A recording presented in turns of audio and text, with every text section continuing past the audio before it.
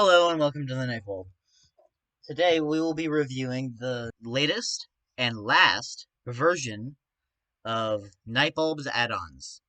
This is a mod I've been working on for a while and it's getting a bit big, so I decided that I'm gonna split it up into more manageable pieces. So all the next updates will be in individual mods. Well, let's get right into this. This overview is going to be in sections. Miscellaneous tools and items, crafting parts and staffs, and then monsters and creatures. This mod adds the ability to craft stone items, tools, weapons, stuff like that, with any kind of stone. So you can craft like the stone axe with diorite or granite, including smooth stone. Next is the first new item, the Nether Shroom Soup. Usually you wouldn't just have one, so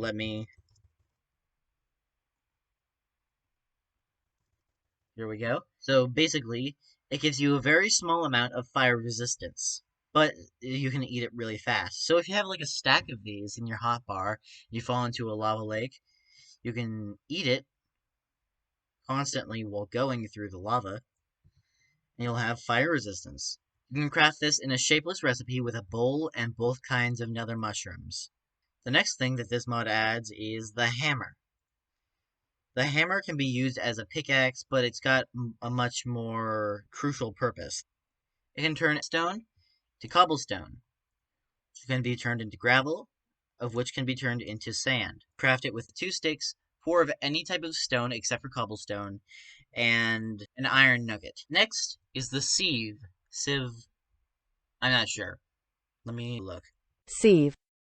You can make it with 4 sticks, 4 of any kind of planks, and a sieve mesh. I still don't know if I'm pronouncing it right or wrong. Sieve. This is similar to the hammer, as it's a crafting tool, but it's not like a chain or anything. You can use it to craft gravel into flint and sand into pebbles. Pebbles can be used as projectiles. You can craft the sieve mesh with 9 string just like that.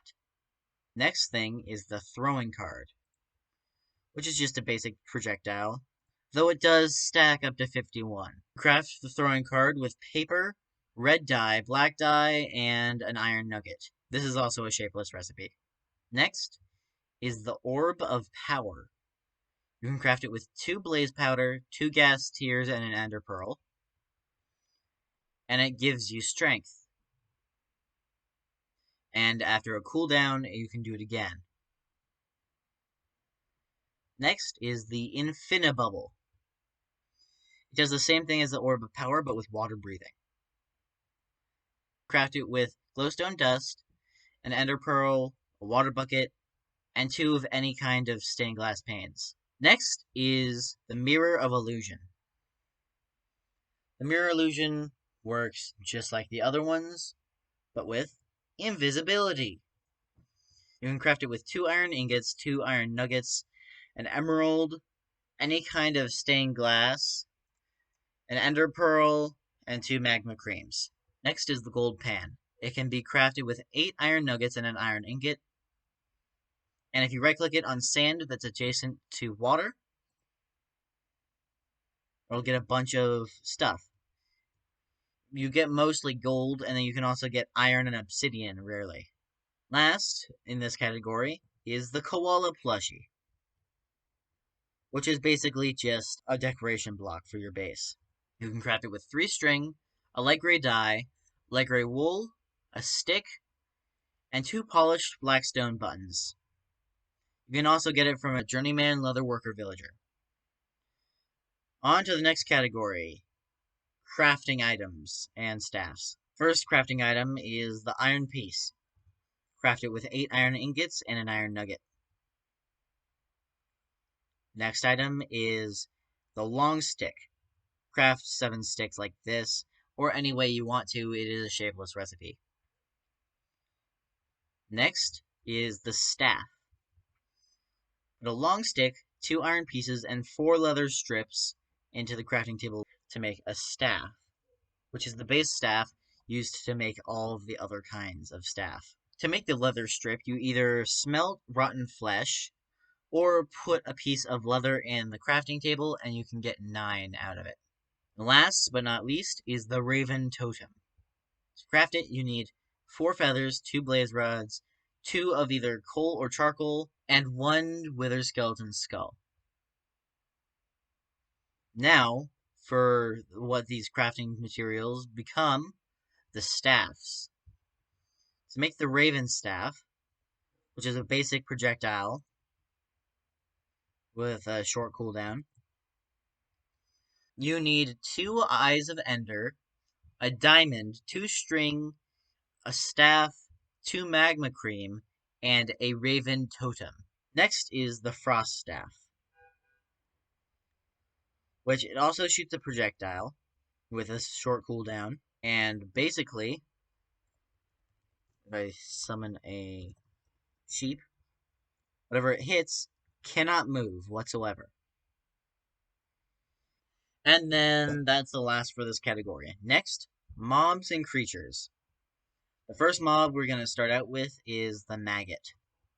The maggot is a variant of the silverfish that doesn't burrow into blocks. It is a neutral mob, so if you attack it, it'll attack you. And it will drop the maggot heart, which it can be brewed with water bottles to make potion of maggots, and all the variants with like tipped arrows and lingering potions and such. But if you put 7 in a crafting table like this, with a hammer and a bottle, you get maggot juice. Maggot juice, if you drink it, it's very poisonous, but that's not its main use. Its main use is if you make a dagger with an iron ingot and a stick, you can put it in a crafting table with a dagger to get a laced dagger, which is just a poisoned dagger. And if you hit something with it, the entity will get the effect, and the dagger will lose its poison. Next are mummies. Mummies spawn rarely in desert hills, badlands, and the Soul Sand Valley. It's a variant of the husk that jumps at you if you get too close, but it's stronger and it has no knockback whatsoever. And if you hit it enough, its bandages will fall off as an item, maggots will fall out, and only the husk will remain.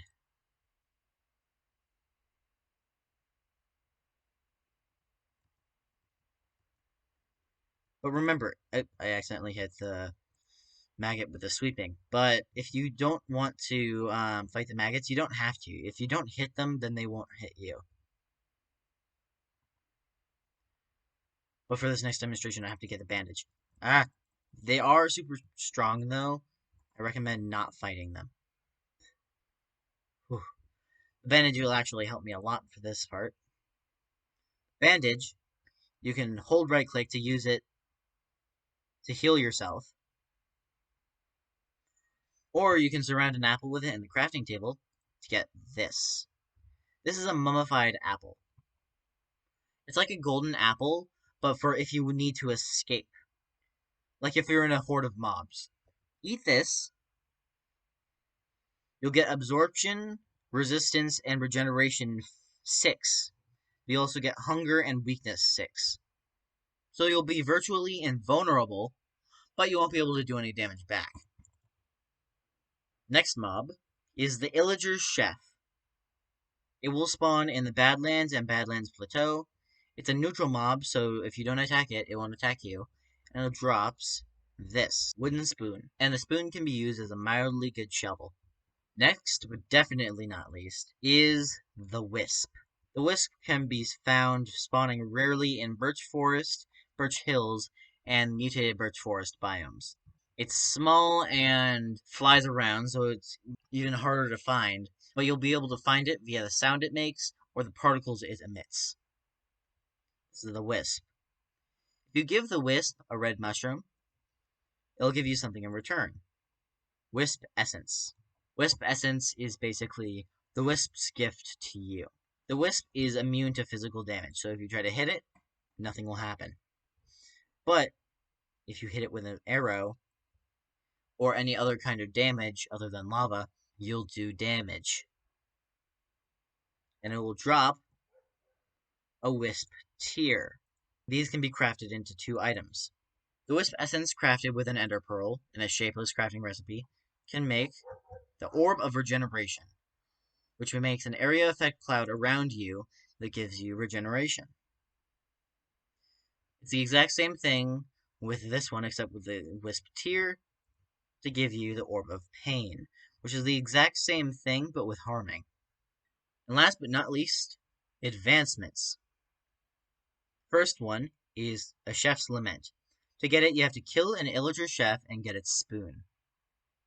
Next one is Weeping Willow. To get it, you have to kill a wisp and get its tear.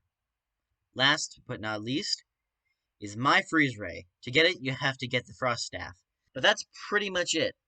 I'll put the download link in the description. So, thanks for watching. Nightbulb out.